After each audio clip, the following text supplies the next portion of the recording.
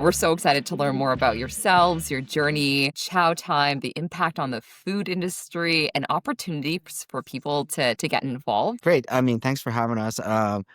Well, first, I want to still talk about this platform. I think that this podcast is amazing. That you guys doing this is amazing, and I think the entire Canadian CPG community should support projects like this and you guys. And I want to thank you guys for putting this podcast together.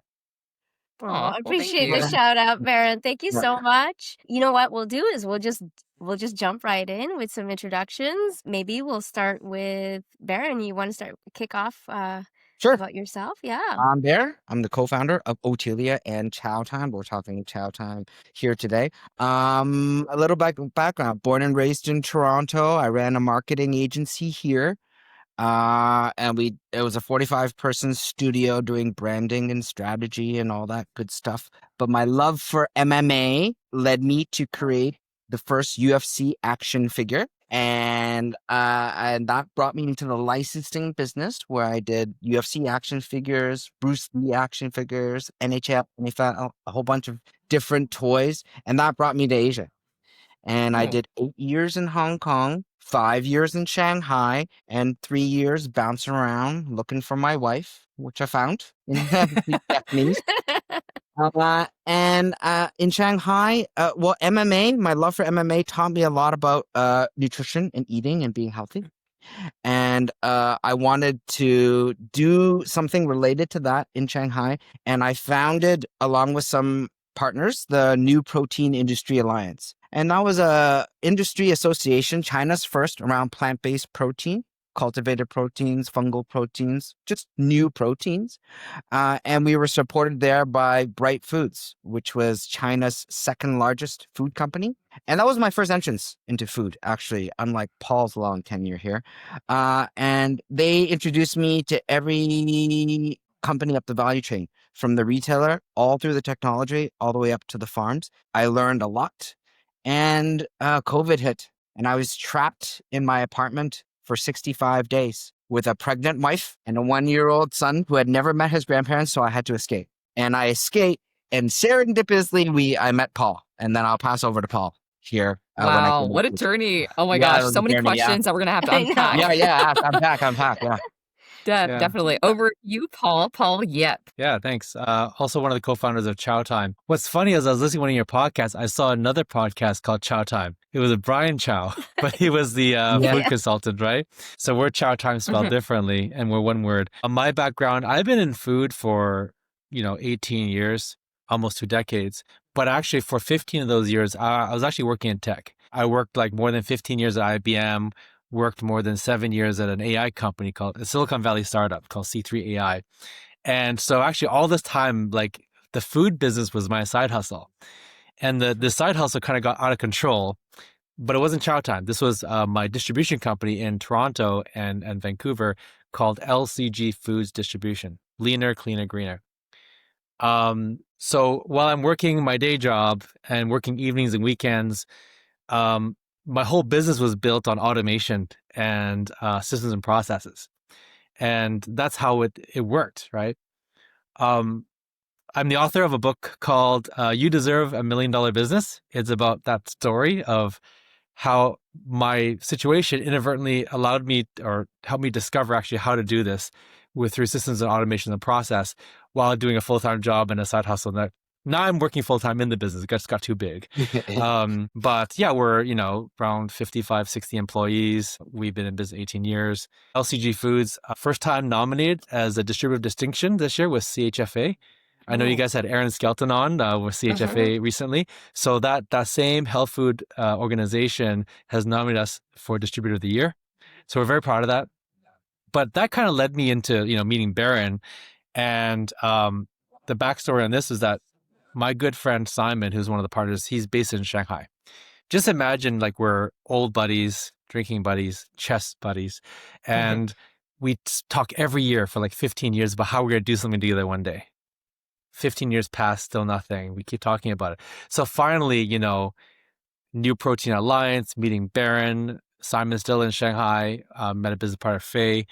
We're like, wow, this is the perfect setup for finally this business. So especially now with like all like the unfriendly situation with, our friends down south, we've had to like do something more interesting. And we thought like doing trade between China and Canada would be such a great thing. So we're here to really help, Canadian brands reach other markets. That's what Chowtime really is about. Well, and Chinese Wow. brands access high quality Chinese brands and products access Canada as well too. Yes, Oh, both ways. Yeah, Okay. we go both ways. Yeah. yeah, that was Well, going to be one of our questions. Thanks so much for covering that. And Laura, if you wanna, I think you wanted to oh, say something else. I would just an amplification to CHFA. Honestly, this is how we learned about you. We had Sonia Oh, Bummer on the regulatory forum talk about it, and they talked about doing an event with Chowtime Foods. So that's how we learned about Chowtime Foods. And thank you for sharing. I think it's a great association to be part of. And congrats on the nomination. We will definitely be seeing you in September because Christine and I will be co-hosting the Launchpad event. So yes, I think we should definitely have a meetup in person finally in Toronto. Um, that would but be what great. what I wanted to say, and before we jump in, Barron, I know you're a big MMA fan. Do you actually are you a jiu-jitsu? Just something. I'm so curious because I thought about it. I mean, that's really how it started. It was a Oh, passion really? for MMA. So Muay Thai, Wow. boxing, MMA, pretty hardcore. 5 years, like quite intensely. When I moved to Shanghai, quite intensely as well. I think there's a picture of me somewhere, where MMA was just taking off, and we had some staff working in our marketing company, and there's an article about beating up the boss or something. Yeah. So yes, I was super into all of it, and still Oh, am like from a distance now. Not Okay, so much just in a the ring. fan. Yeah. Yes, A just a fan. fan. Yes, I Yeah. won't oh, bring that's up so great. Saturday's fight, but Yeah. big fan. Yeah. Paul, I also want to say that writing a book is on my bucket list. So I will. We also showcase a bunch of books that our guests have love and the reason that they love it. So we'll definitely be putting your book on the podcast notes as Okay. well. Awesome. Yeah. So it's not yet published. I'm in final manuscript right now. Oh, So okay. so it's coming out. If you'd like to get a copy, I can show a copy. But we're just I'm in the final touches of hopefully it'll be before end of the year it'll be out. Yeah, on bookshelves. So Oh my goodness. So exciting. Well, there's so much to talk about I know. to be able to capture this all in a shorter period of time. So perhaps there will be a part two. So you did share high level on Chowtime, but for those unfamiliar, what do they really need to know about Chowtime Foods from a high level perspective? You mentioned Canadian brands going to China and then Chinese brands coming to Canada. What else do people need to know that's really important? Well, we help Canadian brands expand to China in a bunch of different ways. The first way was through trade delegations. So in May, we led the first CHFA trade delegation to the NHNE show in China, which is similar to a CHFA type show, a natural B2B focused specialty trade show. And we also did the Xiao trade show in Shanghai, which was made possible by the Canadian Food Exporters Association. So Paul brought 7 brands. I wasn't able to go on that trip. So we got 7 brands with us over there. Maybe Paul can kind of tell you how that went. yeah. Well, I think it went awesome. I mean, it was we had so much interest in it. We brought like, freeze dried cranberries and like cold pressed sunflower seed oil. We brought sugar-free candies, and we brought vitamin infused chocolate and so many things. And for China, this is all like very like novel and interesting, right? Like functional foods. So being able to do that and helping these Canadian brands just explore more opportunity, right? What do you need to know about Chowtime? Well, it's complex out there. First of all, not only the time zones are different, but the language barriers and how just kind of cultural aspects of it is very difficult. And there's many different ways to enter markets in China. And we can at some point get into that, but there's no right way. It's what is the best way given your margins, your production scale, your price point, what are the right partners. What's unique about Chowtime is we're not selling from China. We have 2 people here who understand China, who speak like you and I in this time zone in Canada. We've got 2 boots on the ground in China, and they all lived more than 15 years in Canada. right? So they understand, but they're native local speakers. So just that, I think that's what makes Chowtime really unique, is that dual presence and this interest in good food. Yeah. Yeah, so we went to both Seattle and NHNE, and now coming up, we're preparing for the CIIE trade show. So the Seattle, if you've been to Seattle, Toronto is pretty great. I don't know. I don't want to talk about its size too much, or don't have the stats, but I think it's a couple 100,000 square feet and, a few hundred vendors. I think it's a really great and amazing show. But Shanghai was different level, 2.2 million square feet.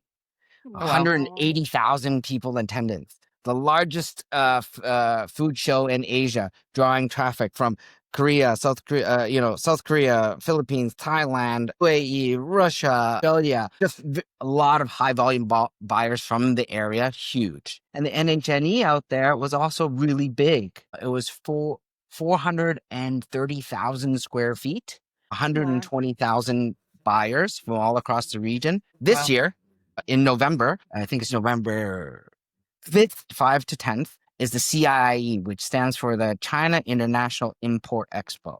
That is it's the world's largest import-focused expo. It's 4.4 million square feet. 400,000 people in attendance over 6 days. I know it's a really mind-boggling thing to try to imagine. And I've been to the show every year since it opened. Well, since I've been back here 2 years, I haven't been this year. But you can't see the end of the show, right? It's just too far. You need a golf cart to sort of move around. You can't walk the whole show. You kind of got to pick and choose your battles there. But anyway, it's a huge platform for brands entering China. And because it's a government organized show, it's a special project by President Xi Jinping, it's sort of like all hands on deck. So all the companies kind of want to do their best showing, including Bright Foods. Bright Foods is, again, China's second largest food company. They have offered Chowtime and brands that come with Chowtime to the CIIE show access to display their products within the Bright Foods booth. And if these food brands do well, perform well, can match the pricing and the scale that they need to enter in China, Bright Foods will become exclusive distributor for these brands, and that opportunity is on the table. So that's another opportunity we sort of bring to the table for these Canadian food brands, like being able to access the scale of China. And I mean, China is such a big country. A lot of the distribution is very scattered and fragmented, but Bright Foods, being the size it is, has reach across the country. I think up to 57,000 retail locations. So it's really, really big. And then third, go ahead. Our last one, sorry. The most exciting thing, our newest project that we're working on, is we are now creating our own Chowtime online store in China. And I would describe it, the most easiest way is the well.ca of China. And it provides a really easy, familiar, low-risk way for Canadian brands to expand into the China market, test their traction, test their messaging, test their pricing, iterate on that, and provide a direct path to offline trade without investing in all of that before you're even ready, right? And so at Chowtime, we're just trying to come up with we're trying to think what brand owners in Canada would want and need. And we felt that the lowest risk path in the most familiar way was the best way for it. And so that internally calling so far, we haven't even named it yet, but right now it's Chowtime Market. Okay. We have a preview of every single thing that's happening. I love it. Thank you for sharing. I dropped a lot there. So many nuggets. Sorry. I wanted to ask, people talk about Expo West being the show. It's so crazy. It's like 5 halls. But this show, the CIE, the way you explained it, I can't even imagine how big. It sounds like a full-on trade show, fairground kind of thing, almost like a Anuga out in Germany, but even probably 10x the size size and the attendance. So I'm curious, for those brands that are exhibiting, are you still looking for more brands? Is there some opportunity for those that do want to get into China, a way to go through the CIA trade show? And if they are already part of it, how are you helping some of these brands understand the way of doing business in China? Because I'm sure it's different retail expectations and buyer relationships out in China. Yeah, sure. Yeah. Paul, did you want to jump in there? Or Yeah. I think that well, first of all, what is the opportunity and why do it, right? I think that in Canada, we have population around like 40 million. China is a big company. The big country. It's got 1 billion people. They actually break the cities up into tier 1, tier 2, tier 3 cities. It's a very wide range. Tier 1 cities are like the Shanghais of the world. Like their cost of living is like New York level, right? Very affluent, good spending power, very modern infrastructure. And, those are the kind of markets that we can sell into with Canadian brands. The population count is like 40 million. If I just take the tier 1 cities alone in China, just the tier 1 cities, it's like over 80 million people. So you've got twice the market of Canada in just a couple of cities in China. And if you can get your economics down even better, you can get a tier 2 cities. Like it just, you can't imagine how much opportunity there is. So the first question will be, how should I go about that market? Before even like doing a trade show and all these things, you don't want to, it's expensive to do trade shows in a foreign country. It's expensive to build a business in a different country. Just think about how expensive it is to build a business in Canada. It's like the same in another country, right? Or going US or going other countries. So the first step really is to just see if there's an opportunity there. Do you have the production scale? Do the margins work? Who are your most ideal trading partners if we were to do something? What are the channels you should pursue and what order you should go into? So if you want to do something like CIE in November, you kind of need to start soon, like in the summertime. And so Chowtime can help with that. We are evaluating brands right now, and we can welcome more to come with us. And we'll do sort of a paper exercise, right, for that. Now, what we do have is we won't be able to take everybody, but for the brands that go through this process with us, right, and there's a fee for this because there's a ton of work that goes into it. We've got guys on the ground in China that'll help research and people here that'll help research. We have like this golden ticket thing. Okay. Yeah. Where basically the best of the best that go through this process, not only will the brand be convinced that they can succeed in China, but we will be as well. But so will a distributor like Bright Group, who's a very good partner of ours. Like if all those stars align, we'll take that brand to China and put them center stage in the Bright Group pavilion in CIE. So be in the biggest booth section, the biggest pavilion in the biggest show in Asia. We will have you there if we think it's going to work. If it's not going to work, we'll tell you, right? Yeah. So that is, we're right in that window right now, looking at different products.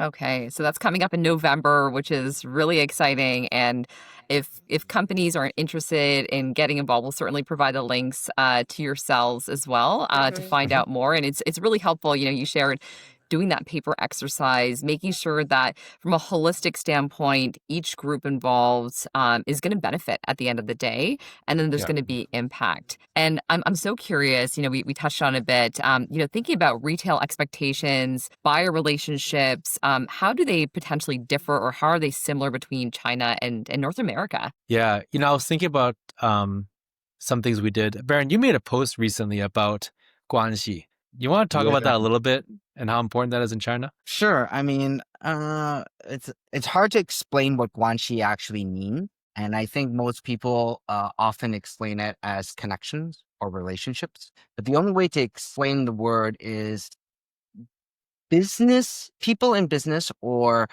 contacts that you have that have and you've shown up with for each other over the years, even though it didn't benefit you in any way. And you supported each other through the years. And when it comes time to a deal that you want or something that you want to happen, that person's going to come to the table and support whatever you do. And it just so happens that one of our founding partners, Fei-An, has a relationship like that with Bright Foods.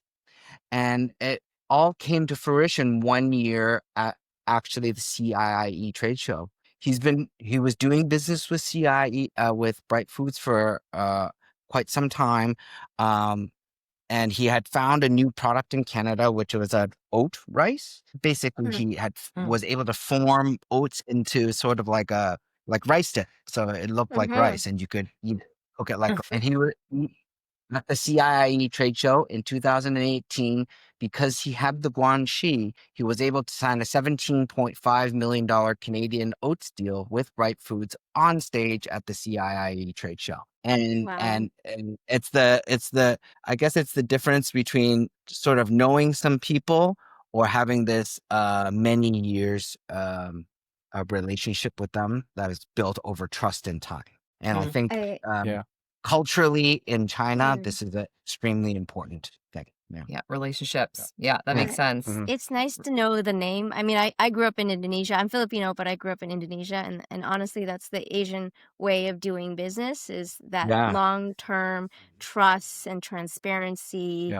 And, we just do it for each other to support the community. And then if something happens, something happens. But I think it's nice to know a term now. I can actually say a phrase and word for it.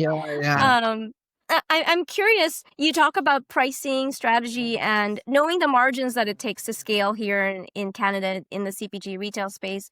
Can we expect the same sort of margin ranges for different types of categories in China? What does that look like specifically? Yeah, so this is why that paper exercise is really important, right? Because maybe initially you're not at that scale yet, but you could get to the scale. Yeah. And you need to do market validation first, right? And it's all about iterations. So, just talking about like how to leg in, at Chowtime, we talked about the Chowtime market, for example. And there's a very interesting way of doing business that many people don't know about, which is this cross-border capability. There's a special free trade zone in China where you can bring product in from overseas and it lands physically in China, but it's technically outside China. And you can actually sell from the free trade zone direct to consumer from there. And because in the free trade zone, and because you're technically, like I'm doing air quotes, right, outside China, you don't have to meet the rigorous package and compliance requirements. You can take your Canadian product, maybe do an overlabel and sell it in China. Okay. And that is a great way to get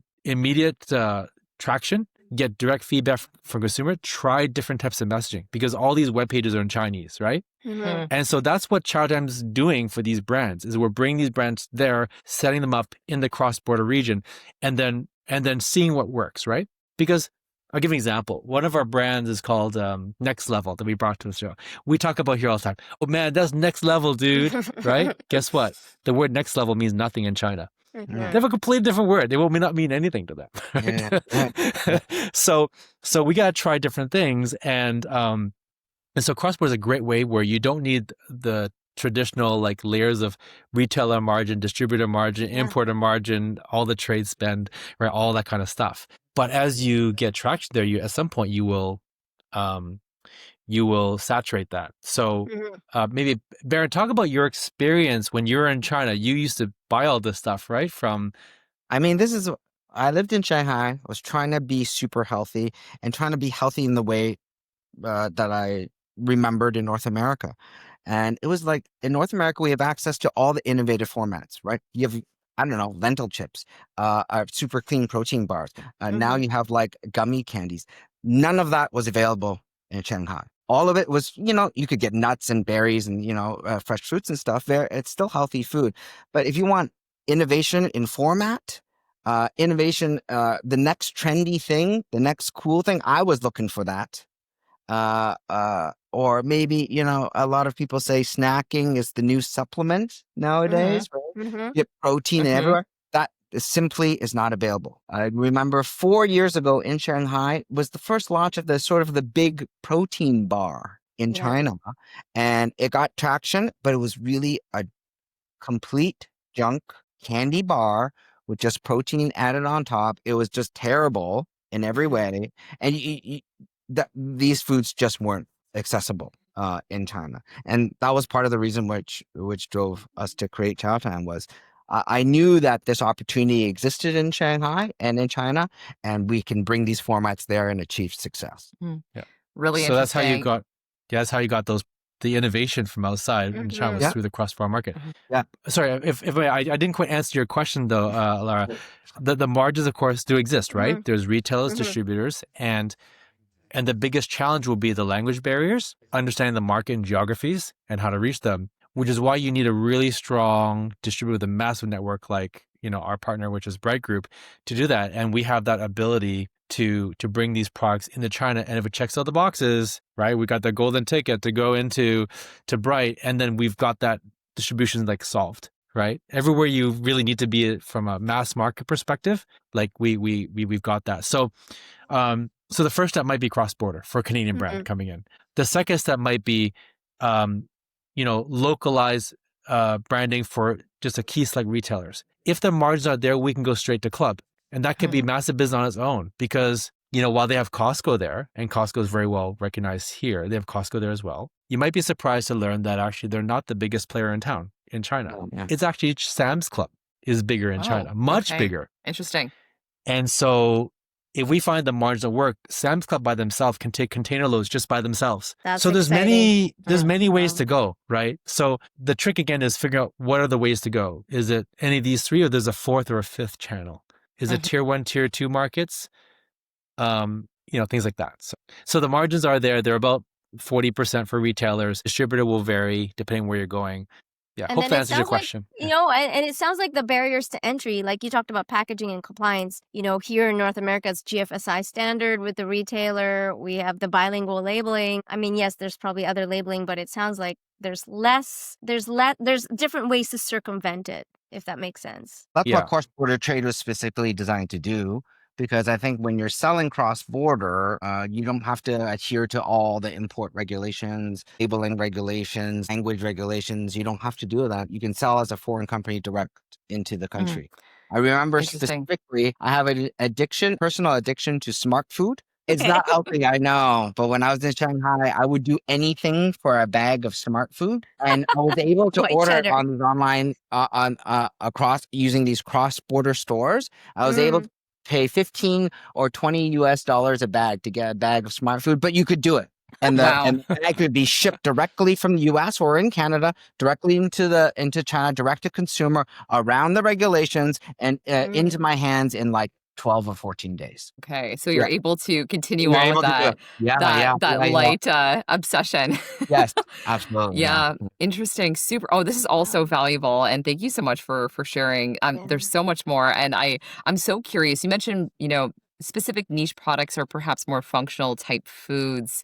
Looking ahead or even looking into our near future, what are perhaps some of those functional foods or technologies or perhaps opportunities that you're really looking out for to provide the Chinese market? So if there's a Canadian brand that's like, well, what would be a really good product market fit?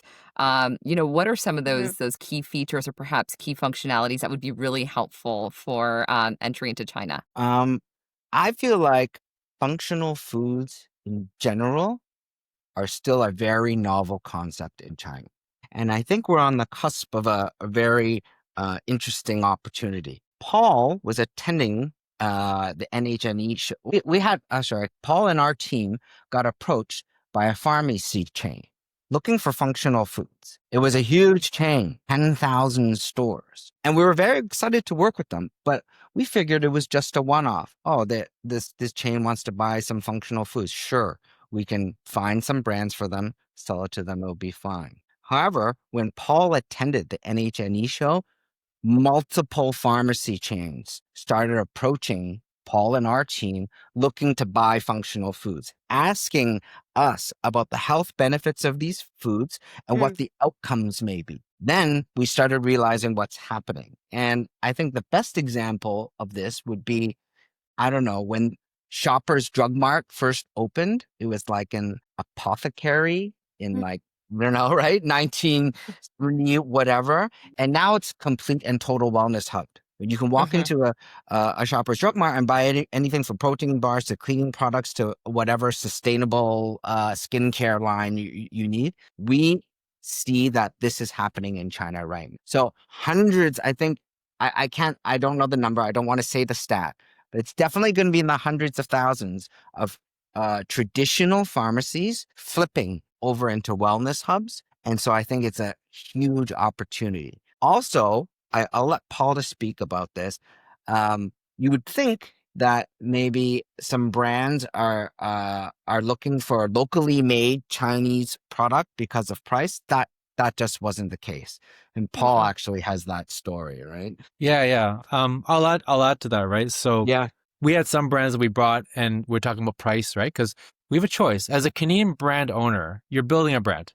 You need to make sure that product works in the market. So it's always an option to produce in country. Take your formula, find a co-packer in China, make locally, and now your price comes down and you can sell more. Products is fresher, you have less risk on dates, all that kind of stuff. And we asked some of these buyers, we've got this product made in Canada. How would you feel about this being made in China?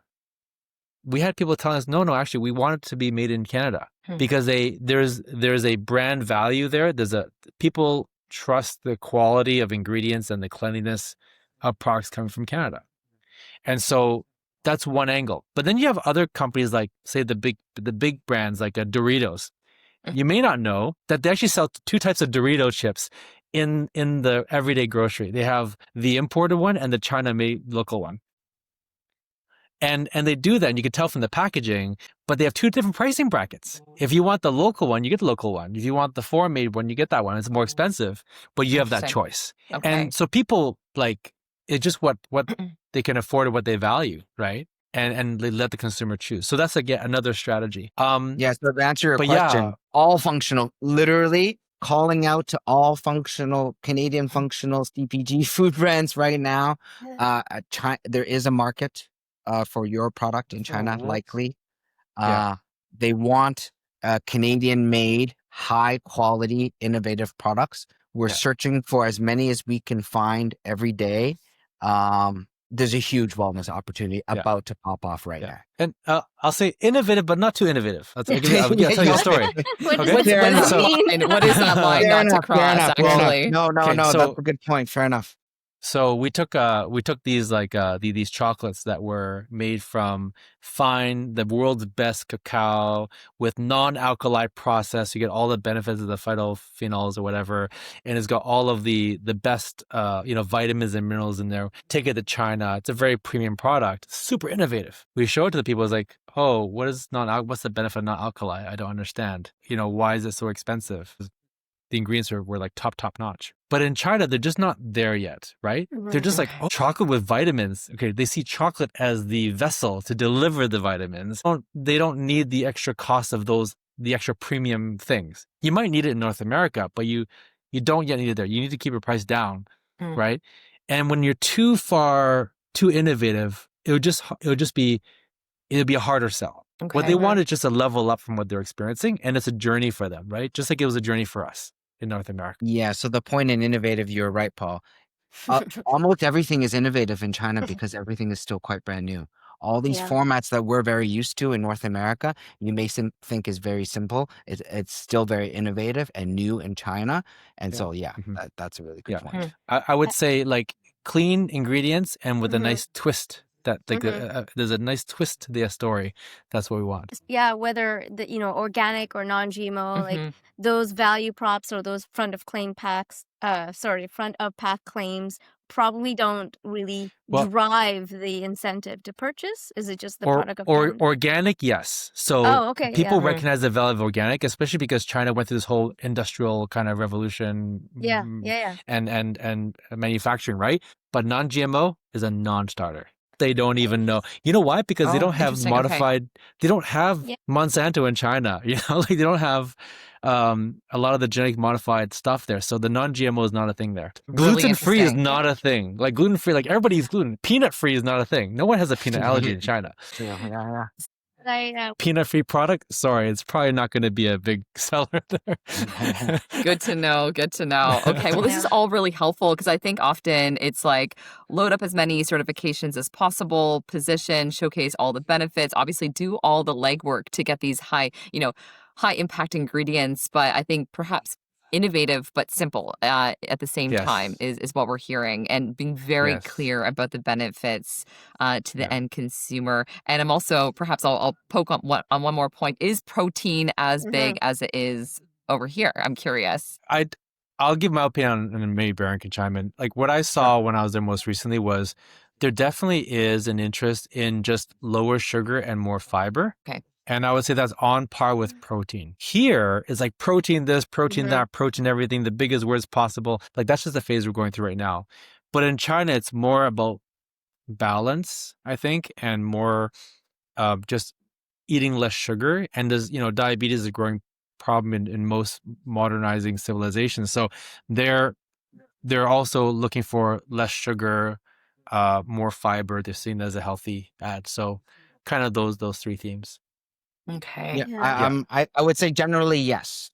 Protein is still a sought after. It's an important macro, but yes, balance is more important.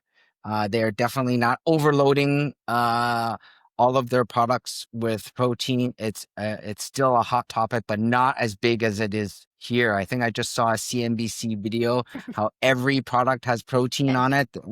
You can get 84 grams of protein in one protein shake. It's not to that level, but yes, it's still considered healthy. Yeah. They're searching for it, but not top of line like it would be in North America. Yeah, we've certainly hit Okay. peak protein for sure here in North America. Yeah. You talked about, the product of Canada being a unique value prop or a differentiation. It's an easy sell for the Chinese market. If you were to give one piece of advice to a food founder who wants to expand internationally or expand into China, what would that be? And maybe I'll start with Paul. Oh, with our pasta, we were thinking about going to UK Mm. and the EU, Germany, Austria, like that. Like we went there, like go there and like walk the grocery stores, go see what that category looks like, talk to people. They tied it together with one of the trade shows, a food trade show. So I didn't exhibit at the trade show. I just went to participate in the trade show. Yeah. And I would walk the stores and I would walk the trade show and I would talk to brands that were trying to do similar things to what I was trying to do. And I would ask them, who's your distributor? What do you think of this retailer, that retailer, and so forth? What's your strategy? And like just hear firsthand from people who've done it to get just kind of get grounded in that region, right? And I think that that's a really important thing, and ultimately that will inform what it's really going to take to be successful in those places. So that's mine. Thank you. Me, Barron, how about you? I would say plant your seeds early into global markets. I think Canadian companies might have learned their lesson, and that Canada and the US is not the world, that there's other markets that have a lot of opportunity. And I don't think that diversification should be an afterthought anymore. I think should be baked into your strategy from the very beginning, even if in very, very small ways, right? Great So just plant a advice. small seed, see if it flourishes. If it doesn't, just keep watering it, because the next time another tariff thing hits, you'll already have another market ready for you, and that's and buying your product, and you'll already have some option, and you don't have to panic. So that would be my one advice: is to plant your seeds early. Now, Ooh, yeah. Yeah, great advice. Great Ooh, advice. taking notes here. That's I excellent know. for sure. Contingency plans. It's like, hoping for the best, but then also planning for, Always. expansion and planning for future opportunities and planting your seed early and being there on site. Mhm. Really great pieces of advice. So thank you so much. Yeah, we're kind of rounding down over here to you both. Is there anyone you'd like to shout out to or recognize who, has helped you along the way in this journey? Perhaps, Barron, we'll start with you. Yeah, I want to shout out specifically the Canadian Food Exporters Association, Mm. Susan Powell over there, because they were already thinking about other markets and helping Canadians go there early. And they were there from the very beginning. So I want to shout out to them for supporting this industry, supporting Canadian CPG, and they also supported Chowtime when we went to Seattle. So I want to shout out to them. Yeah. Thank you. Very similar thread for me, we can't do what we do without the support of CHFA, right? And we're truly blessed to have their support and official collaboration for the Nutrition Health, Natural Health and Nutrition Expo, the NHNE. It was a really great event. They supported all our brands going there, got our moment on stage, got to present and represent Canada on stage. And so we look forward to doing more with these two organizations. And yeah, I guess we can only pick one. There's so many people to thank, I but know. you know, Yeah. in recent memory, these were the two groups that we really appreciated. Yeah. Yeah. I mean, it certainly takes a village to build and, support this community. And I think we talked about this earlier in the show. We really love CHFA. They've been super supportive of our podcast. And then sounds like with starting Chowtime as well. So that's great. And I'm so looking forward to CHFA now in Toronto in September. But we are towards the end of the show, and we do have a universal thing that we like to do with our guests. We get our previous guests to ask questions, not knowing who the next guest is. But we recently had a podcast recording with Richard Lin, who is the general manager of Dr. B. I met Richard. We were at the same Canadian Pavilion Oh, okay. at this. Yeah. Yeah, Yes, great. yes. Yeah, he's delightful. We got to talking about productivity tools because he's a big productivity enthusiast. So he asked the question, what is the one habit that helps you run your day? And if you need a little bit of time to noodle and think, we'll give you a couple minutes. Yeah. But yeah, what is that Mine one is habit? easy. Oh, yeah. Go Mine ahead, Paul. is my habit is to only do things that are repeatable and can be documented so I can immediately hand it off to someone else. Oh, You are clearly an Ooh, operations SOP love guy. I that. love it. Yeah. And because if I do a bespoke thing, it Yeah. means only I can ever do it and I don't Mhm. scale. Right. So that's actually, it's a really important thing. Don't do things that are are never to be repeated. And make sure you can document it to give someone else. That's my habit. Oh my I God, mine love sounds it. so boring now. No, Then it's okay. I mean, okay. I mean, it's terrible to say I'm a crazy AI maniac. Yes. Everything I do is AI. People say that I live in the matrix. So literally, I'm trying to do the same sort of automation, but use AI. Use AI agents for everything. Increase Mhm. my speed through AI. Double my productivity with AI. Not do anything manually. I'm trying to get to that point. And so, Ooh. yeah, Yeah. it's super Love weird. it. I chose the red pill or I whatever. was No, gonna I think ask that's you great. blue It's or red. timely. It is Yeah, blue and timely. pill. Yeah. Well, I think both of your hacks, like your daily, your habits, they're connected. They're totally Yeah. connected because you think about, process and operations and efficiencies, layering Yeah. AI and human potential as well. So For no, sure. that's great. Yeah. Well, this is our point in the conversation. Perhaps I'm just thinking, do we do two questions or one I question? think two One questions. question, I don't two. know. Just okay. Two. We're gonna do two Let's go. questions. We'll have a Okay, nice maybe little bank one. of questions. But question to the next guest that you'd like to leave, not knowing who they are, but of course in the food industry or food adjacent. Okay. Well, Barry and I kind of knew about this thing that you guys do with the next question, so we came with Yeah. one for sure. Yeah, We'll we see came if with Yeah, Barry. one's fine. One's fine. I'll Perfect. The one we came up with was how long do you think this protein thing will last? And what is the next big thing after it? Ooh. Oh, fiber. Fiber's next. Yeah, Yeah. But Barry, if exactly. you can think of another one after that, we can throw it up. But Yeah. I think that was the best one we came up That's with. an Nah, excellent I like one. I it. can't think of one right now. Yeah, I don't have a good one like that. One's the good one. That's a good one. That's an Yeah. excellent I one. like It's so it. timely Yeah. too. Perfect.